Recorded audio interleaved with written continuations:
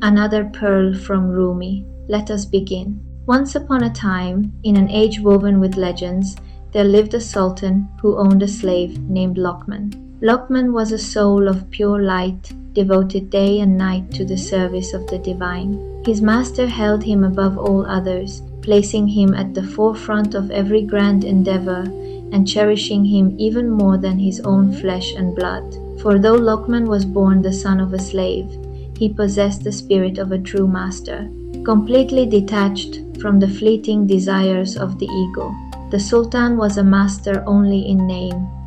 In truth, he was the captive, and Lokman was the sovereign. Lokman was a king walking in the guise of a servant. His bondage was nothing but a cloak draped over his true majesty.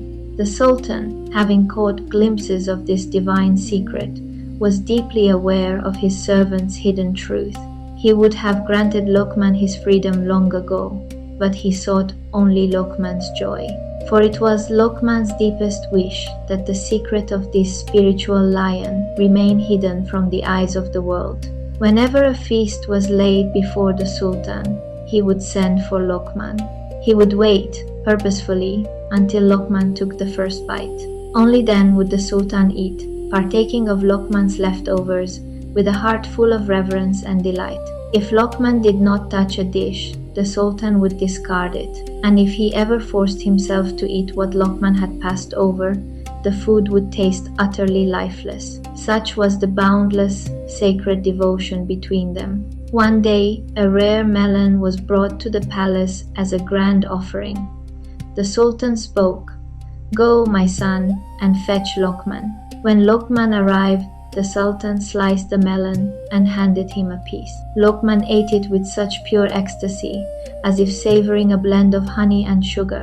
Moved by his boundless appetite, the Sultan offered him another slice, and then another, until Lokman had joyfully consumed 17 pieces. With only a single slice remaining, the Sultan thought, "Let me taste this last piece, so I may know the sweetness of this wondrous fruit." For Lokman had eaten with such mesmerizing delight that it would awaken a craving in anyone who watched. But the moment the Sultan bit into the final slice, a fire of fierce bitterness consumed him.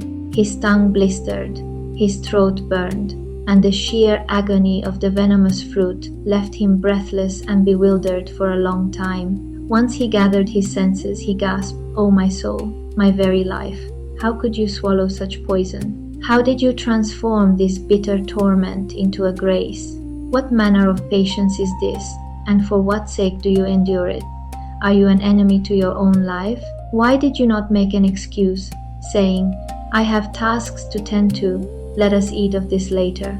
Lokman smiled, his eyes mirroring a profound wisdom, and replied, "I have tasted so many blessings from your generous hands that my stature is bent double under the weight of my gratitude. O Master of deep knowledge, I felt a profound shame to refuse a single bitter thing from the very hands that have nurtured me. My entire being has grown and flourished from your bounty. I have been happily caught in the gentle trap of your kindness. If I were to cry out in grief over one bitter morsel, 100 woes be upon my ungrateful soul. How could the memory of your sugar-bestowing hands leave any bitterness in this melon? O mankind, through love, all bitterness turns to sweetness. Through love, mere copper is transformed into purest gold. Through love, the dregs of life become crystal clear. Through love, all agonizing pain finds its healing balm. Through love, the dead are breathed back into life, and through love, even emperors become willing slaves. Yet, this boundless love is born only of true, divine knowledge.